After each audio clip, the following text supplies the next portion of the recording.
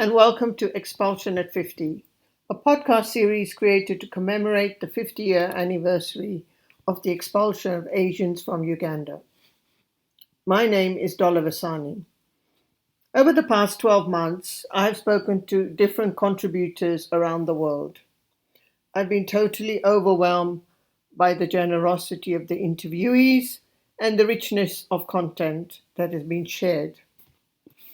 It has also become increasingly important to give the listener the space and platform to share what the podcast has meant to them.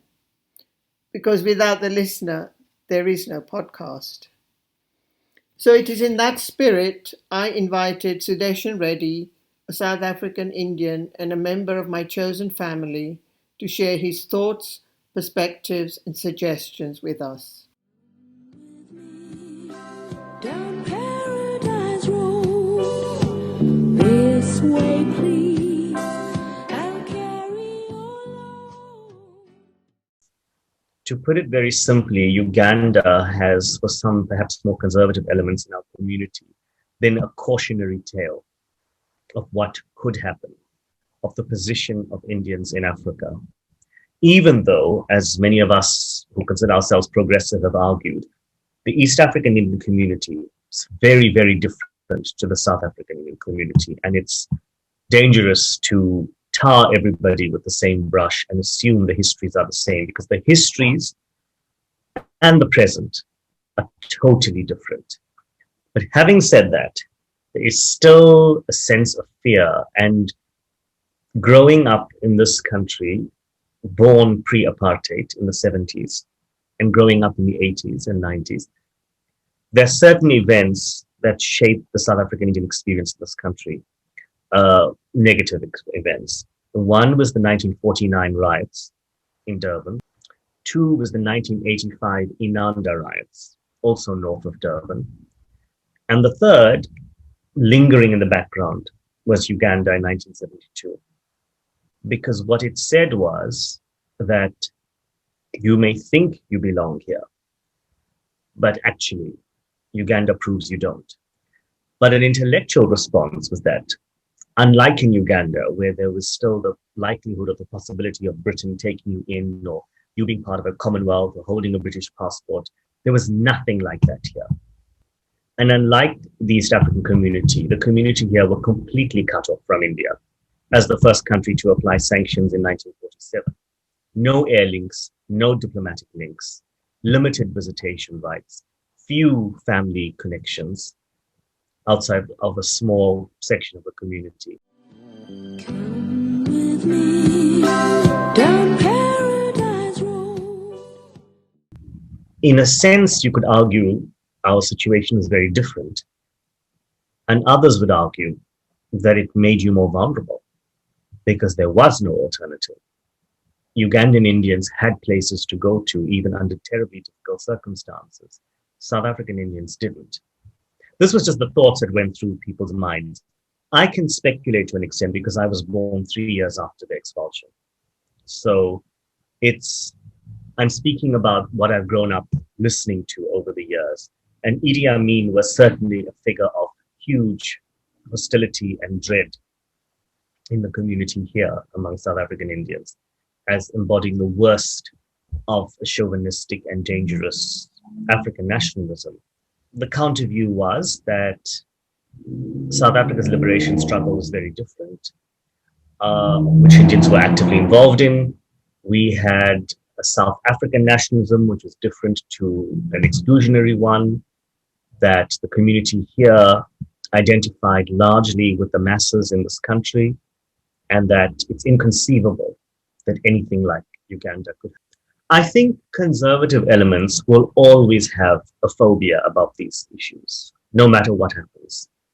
I think the facts are more sobering, which is that post-1994, South African Indians are very much part of the community of South Africans.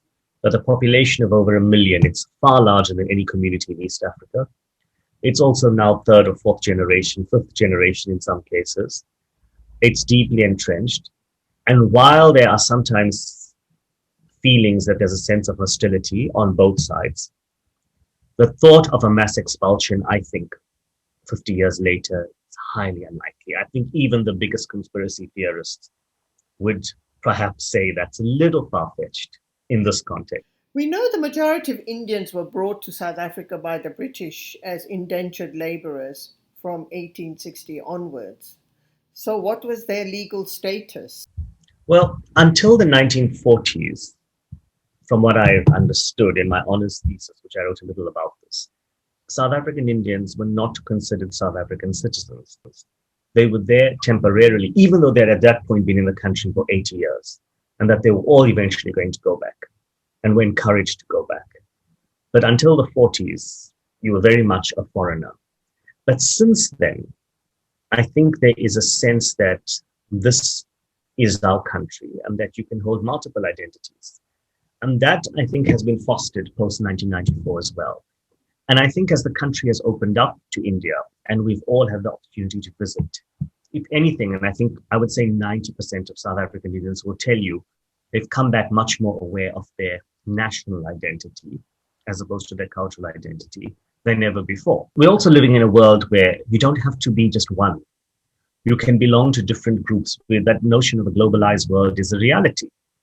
And that's more so in this country where Indian diasporas are global now and influential, and all over they identify as an Indian cultural diaspora, but very much American, Canadian, Scottish, Australian, New Zealander, etc. And so that's also led to a sense that we are South African Indian, comfortable in who we are, speaking for myself and I would say like-minded people, comfortable in who we are and what we identify as and what has shaped us, which is this country. One of the realities of the Asians in Uganda and East Africa broadly was their presence and visible dominance in the economy, but less so in terms of political participation. How has it been in South Africa? The oldest political movement in this country was the Natal Indian Congress, formed in 1893, predating the ANC, which was formed in 1912. It was very much focusing on Indian interests, and some would say business mercantile Indian interests, not the majority who were working class, but it was a political movement that was advocating a political cause. So the involvement of Indians has been from the start. My great-grandfather was one of the supporters of the NIC and a big donor to the Natal Indian Congress. He met Gandhi in the 1920s when he was here. And there was a group of people in this country who were very politicized. And even if you were not politically active, you supported the movement financially and in other ways. So, focusing on the podcast, Sudeshan, what would you say have been your main takeaways? To tell human stories is important in any context. It doesn't matter what the situation. Otherwise, it remains dry historical happenings. When you put a human face to a story, is how normal everybody's lives were. People went to school, grew up in extended families, traveled around the region. It was a normal existence. It's a story you hear when you speak to survivors of the Rwanda genocide, when you speak to Bosnians before the Balkan War, when you speak to people who have been forced to migrate and leave their places. And even at the height of apartheid, you lived a fairly normal life in an abnormal circumstance. It made it very human and identifiable. And that I particularly enjoyed hearing. The other part that has interested me listening to these podcasts, and I've said this to you before, is the noticeable lack of anger or bitterness, which has struck me. And it struck me when I've been speaking to you from the start and others. There are no effigies being burnt of Amin. There was, not that I was aware of, big protests against him living in comfort in Saudi Arabia. I've never sensed that absolute rage about what happened. Obviously sadness, but that's interesting as well. Sense I get, though, is that this was a community that didn't necessarily blame anybody overtly, but kind of made the best of a difficult situation, which is a very simplistic way of looking at it. But my impression was they, at least unlike other communities, had skills, many of them, and kind of got on with it. But that's also unfair to other communities when one says that. So you've got to be careful in how you phrase it. I just got a sense that they, as you just said now, were appreciative of the support they were given. And despite it being so completely difficult, did, make a go of it. I do think having an education helped, and being able to speak English must have made a difference. And what are your suggestions for future episodes? What I would like to hear more about in the future podcasts, and because this makes me curious as somebody who's lived in this country with all its issues, a little more introspection maybe around why this happened, to understand what triggered it, what different, and not to justify it, but what may have triggered it. And could it happen again? And if it does happen again, how do you mitigate it? Does the behavior of communities now set the stage for this to happen again in a lot of places, not just Uganda? So looking back 50 years, could it have been avoided?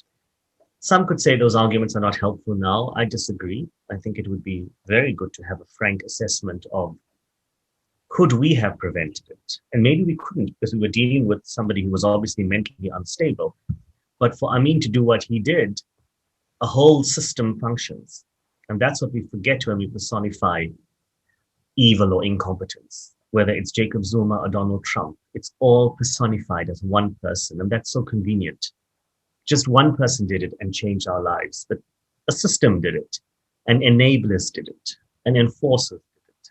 And that's how it worked here as well, and collaborators did it. So that would be interesting.